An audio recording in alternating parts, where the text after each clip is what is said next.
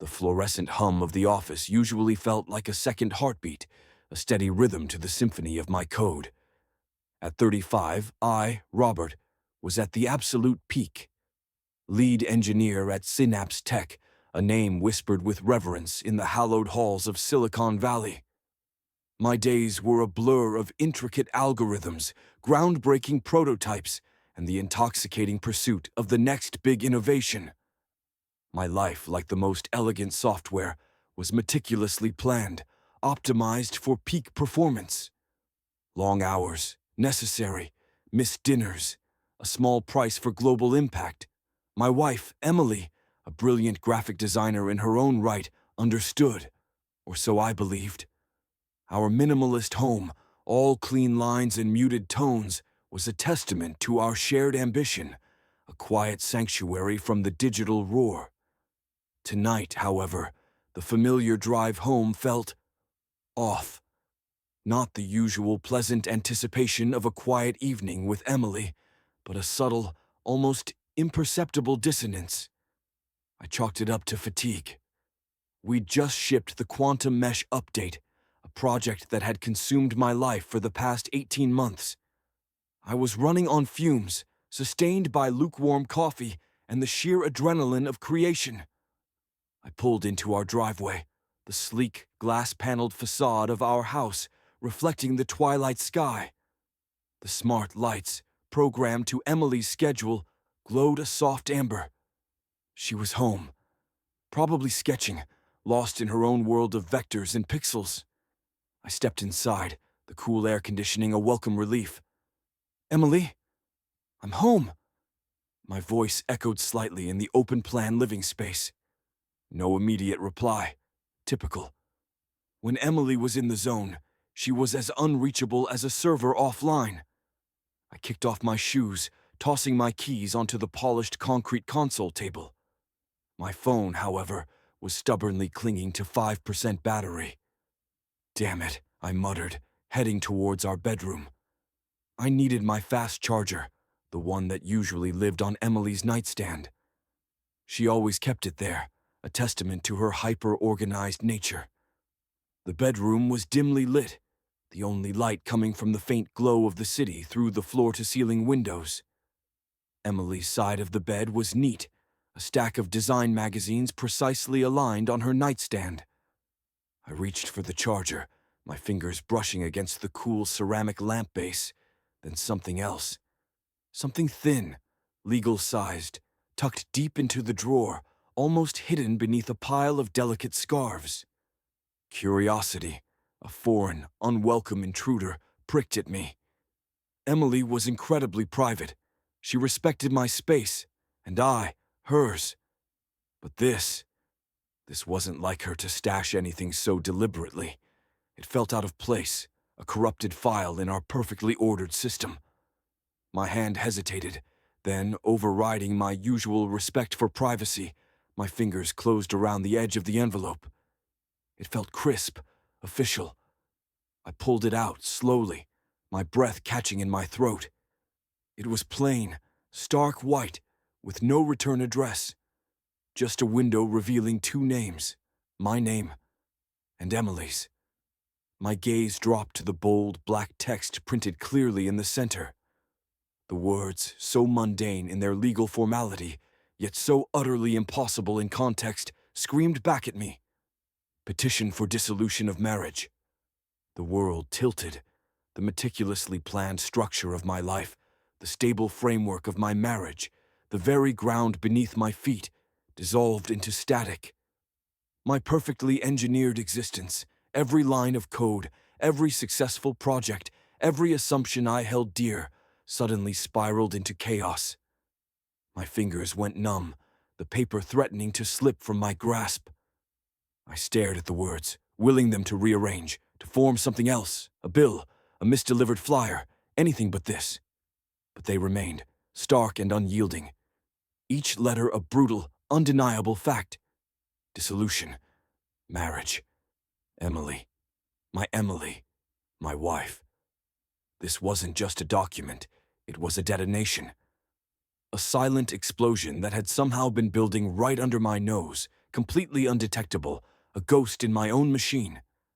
And I, the brilliant engineer who could predict complex system failures, had missed every single warning sign. My mind raced, scrambling for data, for an explanation, for a bug in this impossible program. When? How? Why? I felt a cold, impossible shock. This wasn't happening. It couldn't be. Our life was perfect. We were us. The paper trembled in my hand. The silence of the house, once comforting, now felt like a vast, empty void, mocking my oblivion. The cold, stark reality of the words etched themselves onto my brain, an undeniable truth shattering the illusion of my perfectly engineered life. And I was left standing in the wreckage, utterly blind, utterly lost. The divorce papers became an invisible wall, shimmering, translucent, yet utterly impassable. My perfectly engineered life, once a seamless flow of logic and efficiency, had crashed. My hands still trembled, the petition for dissolution of marriage feeling like a foreign object, a malicious virus inserted into my carefully constructed reality. Emily. My Emily. How could this be?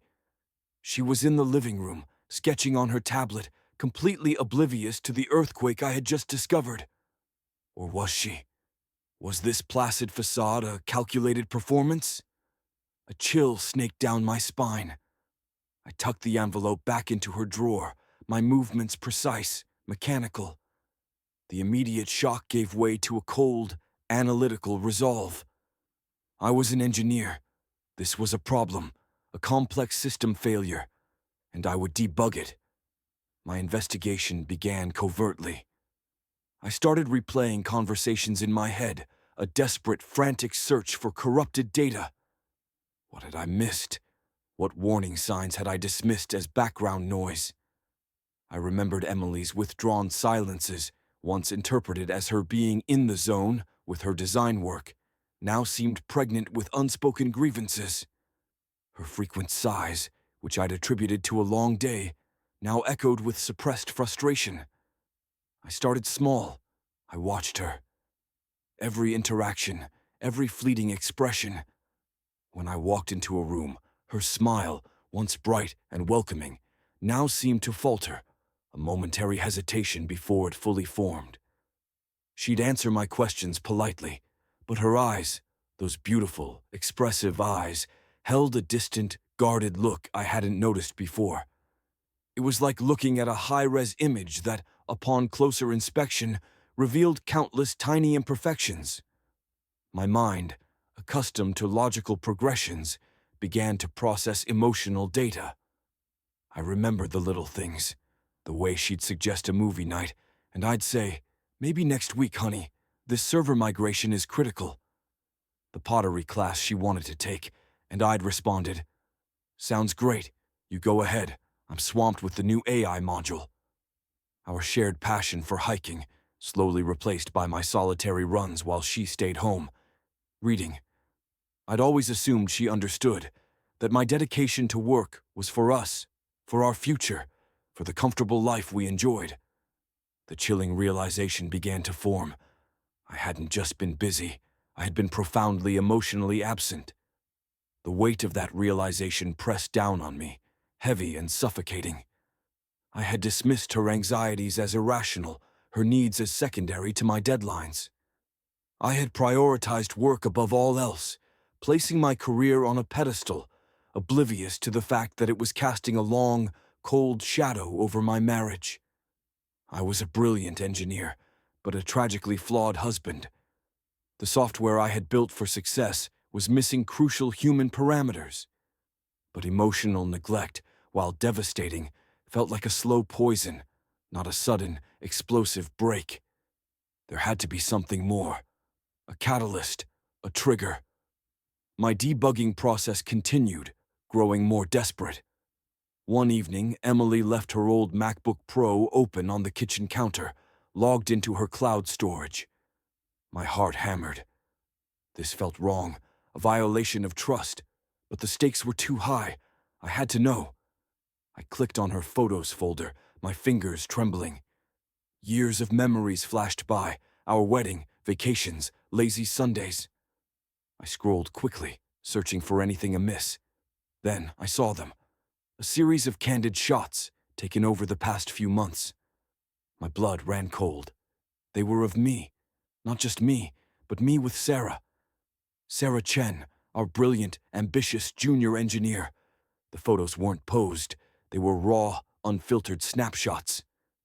Me leaning over a whiteboard, laughing, my hand on Sarah's shoulder as she gestured excitedly. Me with a coffee cup in hand, a wide, genuine smile on my face, looking directly at Sarah, who was beaming back at me, her head thrown back in laughter. Me, late at night in the deserted office, Sarah next to me, our screens glowing, sharing a tired, conspiratorial grin over a particularly complex line of code. These were moments from our late-night brainstorming sessions, our intense debugging sprints. Innocent work collaborations, fueled by shared passion and mutual respect for each other's intellect. Moments I hadn't even considered.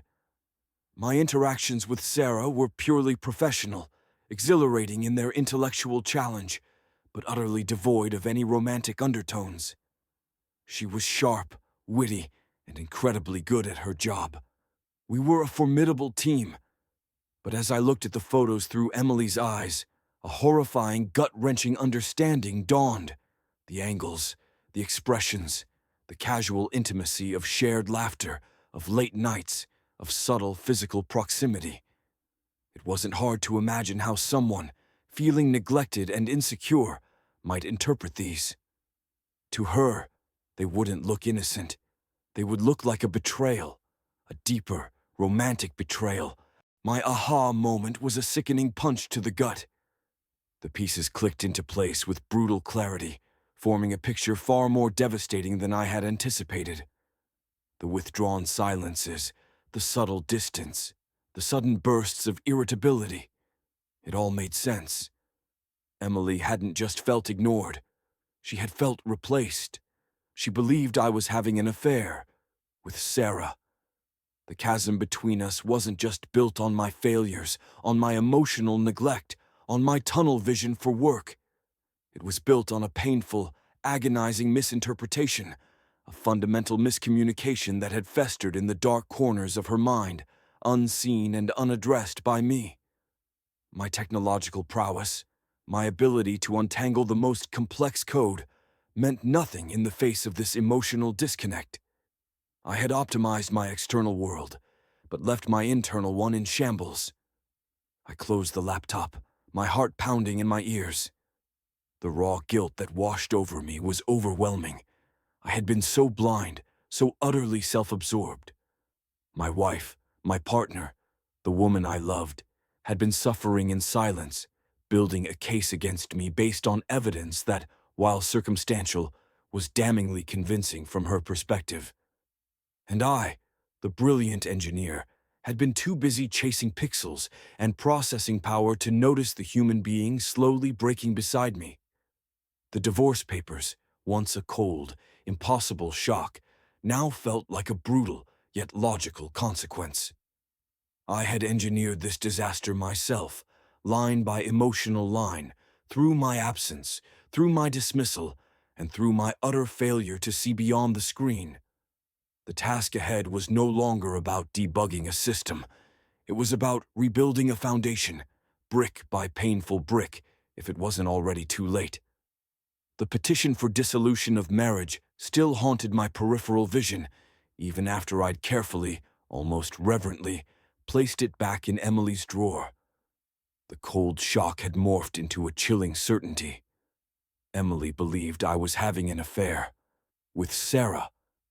The photos, innocuous to me, were damning evidence to her.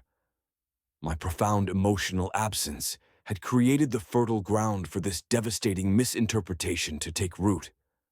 My desperate attempts to bridge the gap were, predictably, clumsy. An engineer's approach to an emotional crisis. I tried to explain the photos first, launching into a detailed, almost technical, breakdown of project deadlines, Sarah's invaluable coding skills, and the collaborative nature of our late-night sprints. It was purely professional, brainstorming, debugging, nothing more. Emily listened, her face a mask of polite indifference. Her beautiful eyes, once so expressive, were now guarded, like steel shutters drawn across windows. "Robert," she'd interrupt, her voice flat. "I know what late nights at a tech company look like. I've been there, I've seen it, and I've seen you, or rather, I haven't." Her words cut deeper than any accusation of infidelity. They were a quiet indictment of my very presence, or lack thereof, in her life. Then came the apologies. "I'm so sorry, for being distant, for not listening, for prioritizing work over us." I meant every word. The guilt was a physical ache in my chest. But the apologies felt hollow, inadequate. Platitudes, when what she needed was profound change. Her trust wasn't just shattered, it was vaporized. Every overture I made, every attempt to connect, seemed to bounce off that invisible wall. It was like trying to debug a system with corrupted core files. The surface fixes weren't enough. We drifted. Our evenings became a series of polite silences over separate screens. I'd try to start conversations about her design work, about our old shared interests, but she'd offer clipped answers, then retreat. The energy I'd once poured into designing complex software, I now poured into futile attempts to fix my marriage, only to be met with a cold, unyielding wall. Just as this fragile, agonizing non-reconciliation began to take root, a monumental opportunity landed on my desk at Synapse Tech. It came in an email, subject line, "Confidential, Project Chimera lead." My heart leaped. Project Chimera was the holy grail, a groundbreaking 3-year initiative to develop truly sentient AI. It was a career dream come true, the kind of role engineers sold their souls for. The catch? It was based in Austin, Texas. A mandatory relocation, a move across 2,000 miles. I felt a surge of pure, unadulterated exhilaration. My brain, instantly, began mapping out the logistical challenges, the intellectual stimulation, the sheer prestige. This was it, the next level, my trajectory to tech immortality. Then I looked at Emily. She was across the living room, sketching, her brow furrowed in concentration. She hadn't seen the email yet. She didn't know. I imagined telling her, the words tasting like ash in my mouth even before I spoke them. Her face etched with a familiar disappointment at the prospect of more distance, more neglect, more Roberts working as an excuse for my absence. Another 3 years of me being physically present, but emotionally a million miles away. My stomach twisted. In that moment, a profound choice solidified within me, sharper and clearer than any line of code I'd ever written. It wasn't about career advancement anymore. It wasn't about prestige. It was about us. About what little remained of us. What was the point of conquering the tech world if I lost the only person who truly mattered? What good was a perfectly engineered career if my personal life was in ruins? I walked into my home office, my footsteps heavy. My fingers hovered over the keyboard. The accept button for Project Chimera glowed, beckoning. But another image was burned into my mind. Emily's quiet, defeated face, the silent accusation in her eyes. I opened a new email to Arthur Vance, Synapse Tech's CEO. Arthur was a legend, a shrewd but surprisingly understanding man, rumored to have nearly lost his own family to his relentless ambition before pulling back from the brink. My fingers flew across the keyboard, the words coming from a place deeper than logic, from a primal need for connection. Subject, confidential, Project Chimera lead, my decision. Dear Arthur, thank you for this incredible opportunity. Project Chimera is truly groundbreaking, and the chance to lead it is, unequivocally, a career dream. However, after careful consideration, I must respectfully decline the offer to lead Project Chimera from Austin. My priority, at this critical juncture in my life, is my marriage. My wife, Emily, and I are currently navigating a challenging period, one that requires my full emotional and physical presence. I have come to realize that my singular focus on career advancement has inadvertently created distance and misunderstanding in my most important relationship. Relocating, even for such a prestigious role, would exacerbate these issues beyond repair. I am fully committed to Synapse Tech and my role here. My dedication to innovation and my team remains absolute. I am open to discussing any alternative arrangements that might allow me to contribute to the company's strategic goals while remaining grounded here in California. Thank you again for your understanding. Sincerely, Robert Hayes. I hit send. My hand trembled. The silence in the office was deafening.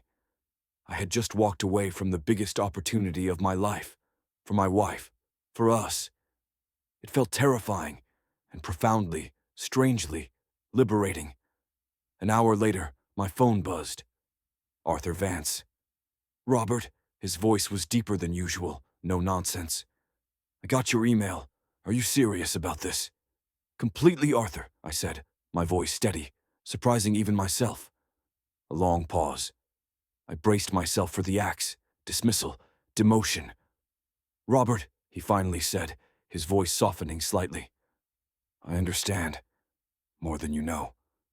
Another pause. Look, I'm not going to lie. This is a significant blow to the Chimera timeline. But I respect it. A man who knows his priorities. That's rare these days, especially in this valley. My heart pounded. Thank you, Arthur. All right, here's what I can do, he continued, a hint of his usual shrewdness returning. I'm not losing a talent like you. The Chimera project still needs your brain. What if we transition you to a remote leadership role with a strong focus on architecture and strategy? You'd still travel for key meetings a few times a month, but no permanent relocation. You'd be driving the vision, guiding the teams, but from here, my breath hitched. A remote leadership role with local travel, a compromise, a lifeline. He was giving me a path back to my marriage without completely sacrificing my career. It was more than I dared to hope for. Arthur, I said, my voice thick with relief and gratitude. That would be incredible. Thank you. Thank you so much. Don't thank me, Robert, he grunted. Just fix your damn marriage, and then build me some revolutionary AI. We'll revisit the on-site leadership when you're both ready. I hung up, a wave of dizzying relief washing over me. I had chosen, and the universe, or at least Arthur Vance, had given me a second chance. The difficult, crucial conversation with Emily still loomed, but now I had something to offer. Not just apologies, but concrete proof that she was my priority. I walked back into the living room. Emily was still sketching. I stood for a moment, just watching her, really seeing her. Her soft brow furrowed in concentration, the way her hair fell across her face, the gentle curve of her hand as she moved the stylus. She was more beautiful, more fragile than I had ever truly appreciated. Emily, I said, my voice a little rough. She looked up, startled. Robert, everything okay? I took a deep breath. This was it, the real re-engineering. No, not okay, but it can be. We can be. I just turned down Project Chimera, the Austin move. I told Arthur that we are my priority. Her eyes widened, a flicker of something unreadable, surprise, disbelief, crossing her face. She slowly lowered her tablet, her gaze fixed on mine. The invisible wall between us shimmered, for the first time, not impenetrably.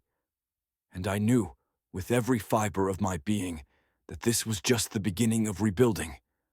The hardest part, the real work, was about to begin. But for the first time in months, I felt a flicker of hope, a chance to re-engineer our connection, one fragile line of communication at a time. Rejecting Project Chimera wasn't a magic fix. There was no instant reset button for the damage I'd done. Emily's initial reaction to my news was a mixture of disbelief and a wary hope. The words, "You turned down Chimera," for us, hung in the air, heavy with unspoken questions. Her guardedness remained, a fortress built brick by brick over years of my neglect. But the invisible wall between us had, for the first time, a visible crack. And through that crack, a sliver of light, a chance. I poured the same relentless dedication I once gave to debugging complex algorithms into reconnecting with Emily. This wasn't about quick fixes or clever workarounds. It was about fundamental system architecture.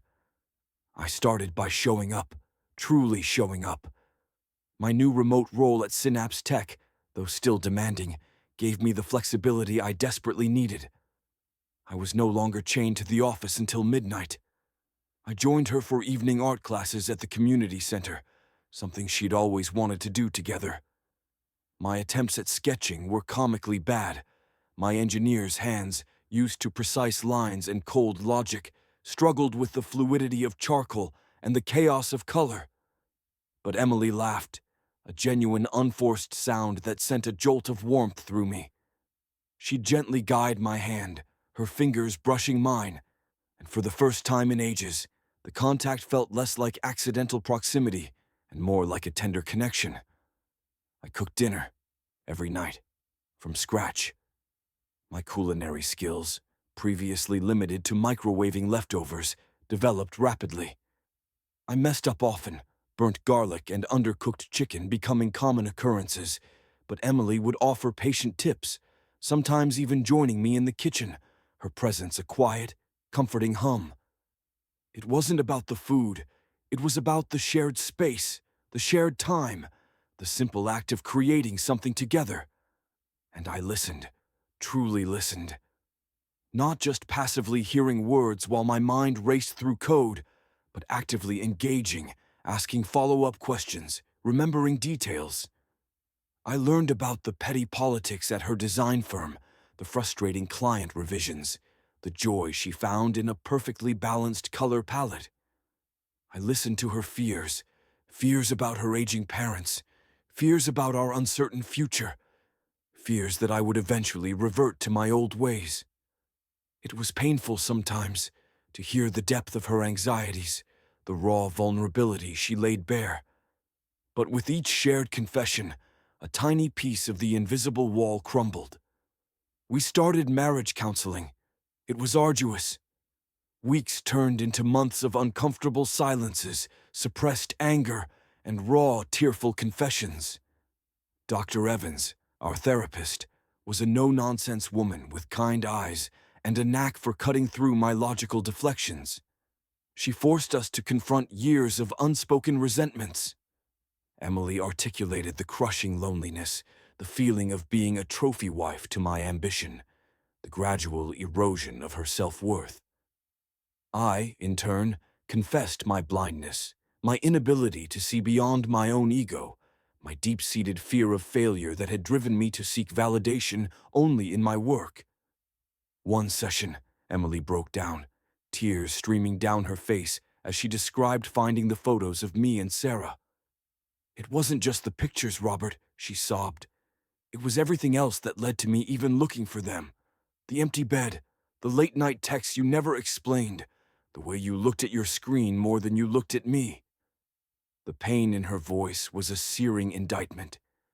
It was an unexpected, powerful revelation that my greatest failures weren't grand betrayals, but the subtle daily acts of emotional neglect that had opened the door for her to believe the worst. It was a slow, agonizing process of dismantling years of misunderstanding and rebuilding communication, brick by painful brick. With each shared vulnerability, each tearful confession, each clumsy attempt at empathy, our bond strengthened. The laughter, which had been absent from our home for so long, slowly returned. Softer this time, more real, laced with the fragility of newfound trust. We started holding hands again, a casual touch in the kitchen, a comforting squeeze during a difficult therapy session. Our physical connection, once strained, began to thaw. Then came the surprise. It was a Tuesday morning. I was in my home office, immersed in a complex AI architecture, when Emily walked in, clutching a small white stick in her trembling hand. Her face was pale, her eyes wide, a mixture of shock and something utterly profound. "Robert," she whispered, her voice barely a breath. I looked up, my heart instantly seizing with a familiar dread. Another crisis. Had my efforts been too little, too late? "Em, what is it? Are you okay?" She slowly extended her hand, revealing the stick. Two pink lines. Indisputable. Impossible. My breath hitched. My mind, usually so quick to process data, simply froze. "Two lines?" I whispered, my voice hoarse. Emily nodded, a single tear tracing a path down her cheek, but this time it was a tear of pure, unadulterated emotion. I'm pregnant, Robert." The news hit me with the force of an unexpected supernova. Pregnant. A baby. Our baby. The joy, raw and overwhelming, brought me to my knees. This wasn't just a reconciliation. It was a resurrection. A tangible, living proof of our renewed intimacy, of a future we were building, not just repairing. I scrambled to my feet, pulling her into a fierce embrace. Her small body trembled against mine. "A baby," I murmured, my voice thick with emotion, burying my face in her hair. "Emily, oh my God, a baby." We held each other for a long time, the test stick clutched between us. The news solidified our renewed commitment in a way no therapy session or shared meal ever could. It wasn't just about us anymore. It was about a new life, a new purpose, a future that transcended the pain of the past. The chasm between us had not only closed, but a new bridge, a living, breathing testament to our love, was forming. It ushered in a period of profound happiness, of shared wonder, of a purpose that felt deeper and more meaningful than any line of code I had ever written. The engineer's heart, once solely devoted to logic, was finally learning the boundless, chaotic, beautiful language of true connection. Leo arrived precisely 9 months after I'd turned down Project Chimera, a tiny, squalling bundle of pure, unadulterated joy. Holding him for the first time, seeing Emily's tear-streaked, radiant face beside me, felt like the ultimate recompilation of my life's code. He was the vibrant center of our world, a tangible, breathing symbol of our rebuilt life, a future we had chosen, not just stumbled into. My old self, the engineer obsessed with uptime and efficiency, would have found this chaos unsettling. Diaper changes at 3 a.m., the unpredictable wail of a hungry infant, the sheer, illogical demand of a tiny human. But something in me had fundamentally shifted. My newfound emotional intelligence, honed in therapy sessions and late-night talks with Emily, allowed me to embrace the messiness, to find profound beauty in the unscripted moments. My true calling, I realized, wasn't just in engineering elegant lines of code, but in engineering meaningful connections. With Emily, with Leo, with myself. The remote leadership role Arthur Vance had offered me at Synapse Tech proved to be a surprising blessing. It kept my mind sharp, challenged me intellectually, but freed me from the relentless, soul-crushing grind of daily office politics and endless commuting. I was still driving the vision for groundbreaking AI, still influencing direction, but from the quiet of my home office. This balance was revolutionary. I could take breaks to watch Leo crawl, to grab a quick lunch with Emily, to be truly present. Emily, too, flourished. She'd always been a brilliant graphic designer, but the stress of our old marriage had dulled her spark. Now, with the weight lifted, she took on exciting freelance projects, her designs winning awards, her creativity flowing freely. We started working out of our home office together sometimes, side by side, sharing a quiet camaraderie I'd never known before. We were colleagues in life, partners in every sense of the word. Our therapy sessions with Dr. Evans continued, evolving from crisis management to a proactive maintenance schedule for our marriage. We learned how to communicate without ego, how to fight fairly, how to truly listen for the underlying fear beneath an outburst of anger. It wasn't always easy. There were still disagreements, still moments of frustration. But now, we had the tools. We had a shared language of vulnerability and respect. The laughter that filled our home now was softer, yes, but infinitely more real, grounded in trust and genuine affection. As Leo grew, so did my clarity. I'd spent so long building someone else's empire, pouring my genius into a company that, while respecting me, ultimately owned my time and energy. My remote role was great, but a new idea, a different kind of algorithm, began to take shape in my mind. I had amassed a wealth of experience, not just in software architecture, but in building distributed teams, fostering communication across miles, and leading with empathy. These were skills I'd refined not in a boardroom, but in my living room, in therapy, in the quiet moments after Leo had finally fallen asleep. The thought of starting my own company, one built on the very principles I'd learned in my marriage, work-life balance, open communication, genuine connection, began to take root. It felt like a risk, a monumental leap, but for the first time, it didn't feel like a reckless gamble. It felt like the logical next step in my personal evolution. I wasn't running from anything. I was building towards something. Emily, incredibly, was my biggest cheerleader. "You have the vision, Robert," she said, her eyes shining with belief. "And you know how to build a team. You know how to connect with people, really connect. That's what a good company needs, not just brilliant code." Her trust, earned through years of painstaking effort, was the ultimate validation. So, at 40, I took the plunge. I founded Nexus Innovations, a software company specializing in collaborative platforms. My previous experience, coupled with my refined leadership skills from the remote role at Synapse, provided the perfect foundation. We hired talented individuals who valued flexibility and human connection as much as technical prowess. We had virtual stand-ups, yes, but we also had mandatory family lunch breaks and a firm policy against after-hours emails unless it was a true emergency. Nexus Innovations wasn't just successful, it thrived. Our clients loved our responsive, human-centered approach. Our employees were engaged, happy, and productive. The revenue grew steadily, organically, without the frantic, all-consuming pace of my previous life. It was a testament to the power of a balanced perspective, a realization that true innovation isn't born from burnout, but from a well-nourished mind and spirit. Our life, no longer a meticulously planned blueprint, meticulously engineered for optimal performance, unfolded beautifully, organically.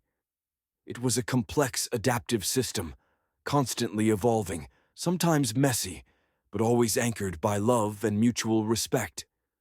Leo, now a bright, curious 5-year-old, was a joyful whirlwind, reminding us daily that life's greatest treasures weren't found in server farms or stock options, but in scraped knees and bedtime stories. The message, hammered home through years of painful lessons and profound growth, was clear.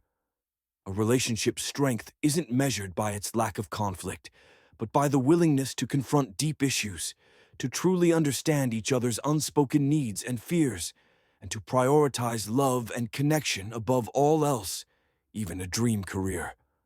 Sometimes, stepping back from one path, from the relentless pursuit of external validation, is the only way to build a truly glorious future, one that is rich in meaning, purpose, and the immeasurable wealth of genuine human connection.